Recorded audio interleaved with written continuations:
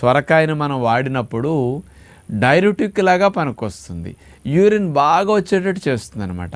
దానివల్ల ఒంట్లో నీరు నిల్వ లేకుండా ఎప్పటికప్పుడు వెళ్ళిపోవటం వల్ల వెయిట్ లాస్కి కూడా చాలా మంచిది.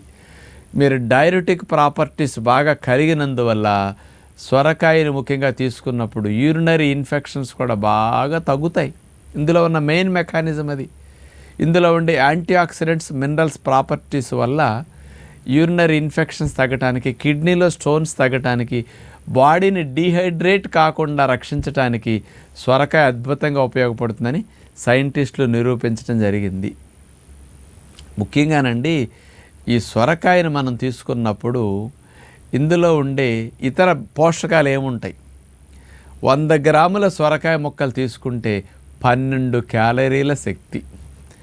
అంటే 1/2 కేజీ సొరకాయ ముక్కలు కనుక మీరు ఉడకేసుకుని ఒట్టిగట్ట తినేసారు